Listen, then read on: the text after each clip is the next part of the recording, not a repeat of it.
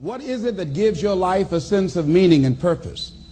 Because once you find that, it puts you in your power place.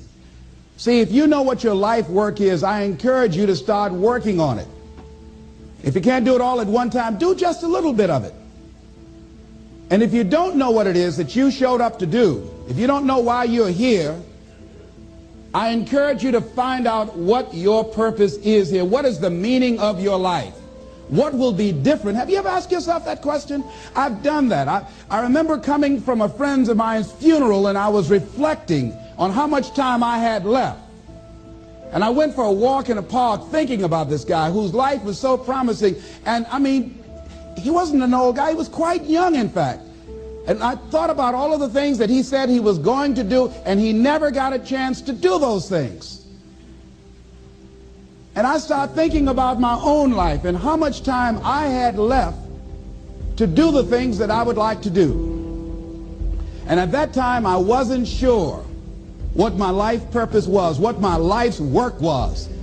I wasn't sure about it at that time. And I thought about it quite a lot. I had some idea, but I wasn't convinced. That I don't think I felt worthy. I didn't believe that it could be me to do this kind of work that I'm doing right now. And I say to you that if you begin to take a conscious effort to find out what it is that you're supposed to do, I say that it can literally save your life. I said that it can literally save your life. 85% of the American public, according to recent studies, are going to jobs that they hate, working on jobs that do not challenge them. They get sick thinking about going. Because, see, when you go to a job and you already know how far you can go, you can already see that proverbial glass ceiling. See, when you're going someplace and you already know how much you're going to make, you already know how far you can go, you're in a dead-end position. It erodes your self-esteem. It lowers your sense of yourself. It creates some inner turmoil. It creates an emptiness in you. So I say that your life is worth finding what it is that you're supposed to do. And I'm not saying quit your job. I'm saying find it and do just a little bit of it. Just start working at it just a little bit, but do find out what your work is and hold on to it, and don't let your dream go. Don't let it go. See, and here's something else I want you to begin to look at. Why is it that most people don't pursue their dreams or don't do better than what they're doing if they're capable of doing it? I think that many of us don't go the next step because we don't know what to do yet. And I say that the reason that we don't even explore the possibility of what to do is because subconsciously we don't believe that it can happen for us, and we don't believe that we deserve it. So here's what I'm suggesting. How much time do you spend working on you? How much time do you spend every day working on your dream? In the last 90 days, how many books have you read? In the last year, what new skill or knowledge have you acquired? What kind of investment have you made in you? So I'm saying that as you begin to look at where you want to go, if you want to make it today, and things are changing so fast you have to literally run to stand still, I'm saying that you've got to make some conscious effort to begin to work to develop you. Here's something else. Most people are not living their dreams because of fear, ladies and gentlemen. Fear, limited vision, and lack of self-esteem is what keep most people doing things they don't want to do. The same reason that people stay in relationships where they're abused or they're unhappy or it's unfulfilling, they can't see themselves beyond that relationship. They can't see themselves enjoying life without that person. They think that this is all that they can do. The same reason that people get stuck at a certain level in life, they can't see things being better for them. And they think that this is it and this is all they deserve. This is all they've ever seen. It's been passed on to them. And they think that this is it for them. Oh no. I was looking what Dr. Blanton Smiley Blanton, who is a colleague of Dr. Norman Vincent Peale.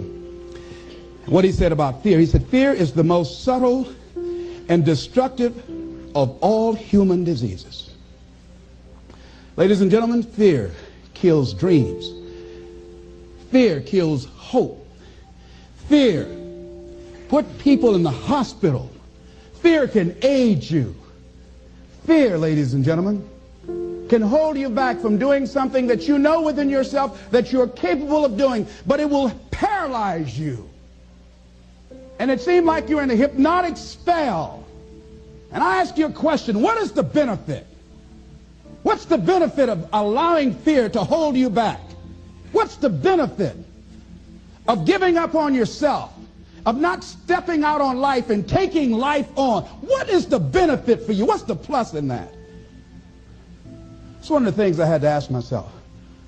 So I didn't want to make any mistakes. I wanted everybody to like me. I wanted to be perfect the first time I did something. It's not going to happen. You're going to make some mistakes. You're going to hurt some folks' feelings. You're going to create some enemies whenever you decide that you want to begin to take life on. You've got to ask yourself, how long am I going to allow this to hold me back? I like what Zig Ziglar says. He said, fear is false evidence appearing real. That is an illusion that we create in our mind. It is a state of mind that can be changed. So let's look at how we can begin to take some steps to restructure that fear, to begin to expand our visions of ourselves, to begin to increase our self-esteem. Webster said that self-esteem means confidence and satisfaction in oneself.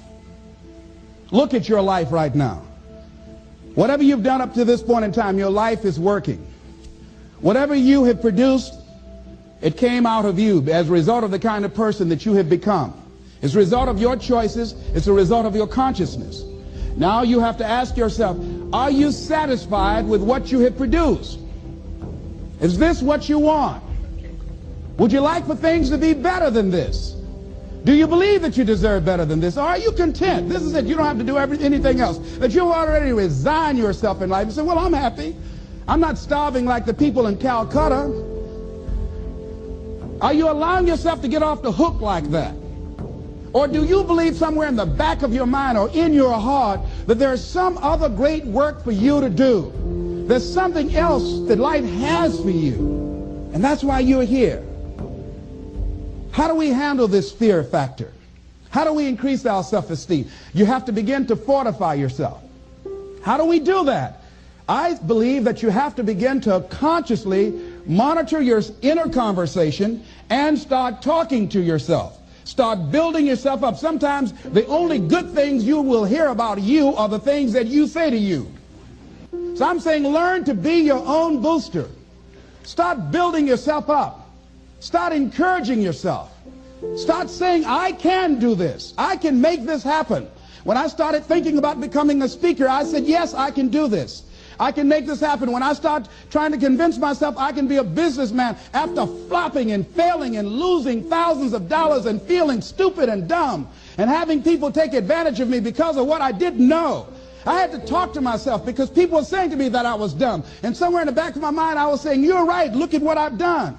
I had to say, no, Les. Hey, come on, man. Get yourself together. You can handle this. You just haven't figured it out yet. It's all right. This is your training period. This is the tuition you have to pay for what you don't know. You can do this. Other people have done it. It doesn't take an Einstein. Get you some people that can teach you some stuff that you don't know. Get you some people that have done it successfully and learn from them. Take some seminars, workshops, read some books on how to manage a business. Change the way you see yourself and begin to tend to the personal details. Understand that nobody's going to take care of your business better than you. And when I start changing that kind of mindset of beating myself up because of my mistakes and start looking at the possibility of my doing better, of my making the adjustment that would enable me to do what I want to do successfully, things begin to change. And I say, stop beating up on yourself. You do it. I know you do it. I've done it. It's a natural inclination for us to put ourselves down. See, we are born negative, I think, in a negative consciousness because we live in a negative world. Here's some other things, ladies and gentlemen. Begin to guard your mind against negative programming, like turn off the television. Don't watch the news. So you've got to guard the kinds of things that you put in your mind. See, if you don't program your mind will be programmed, because human beings are goal-oriented. That's why we die of broken hearts early. That's why we're running through life to early graves. We're going through life, ladies and gentlemen, and I think that Henry David Thoreau said that most men live in quiet desperation. Most of us go through life running scared. So we created this in our minds, false evidence appearing real. We made it real in our minds. That's why Churchill said there's nothing to fear but fear itself. That's the destructive monster. So turn off things that can contribute to your fear.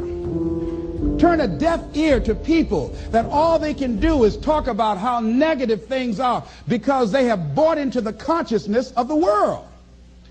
Start attending workshops, seminars, listening to tapes on a daily basis to begin to recondition your mind, to retrain your thinking. Faith comes by what? Hearing and hearing and hearing. Listen to things that can empower you, that can enable you to create a new reality for yourself, and a new life for yourself.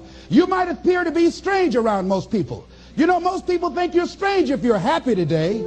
See, these people have not found their purpose in life. That's why they're grumpy. That's why they're miserable. That's why they're so negative. They're hurting and they want to hurt other people.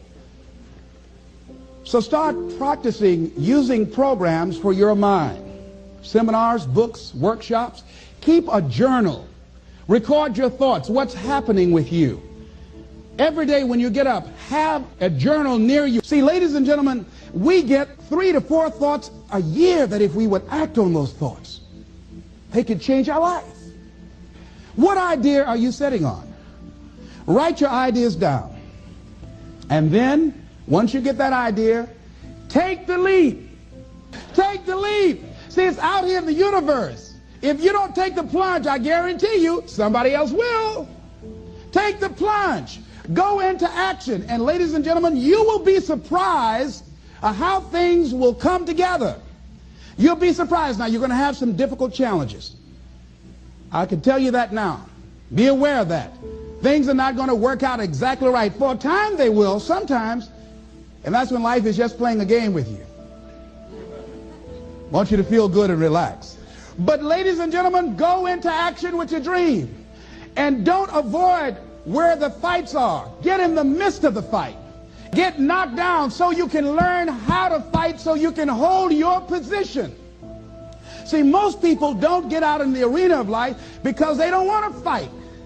Most people don't get out there because they don't want to get knocked down. They don't want to be dropped to their knees. But see, you're going to be dropped whether you're on the field or whether or not you're sitting on the sidelines. You're going to be dropped.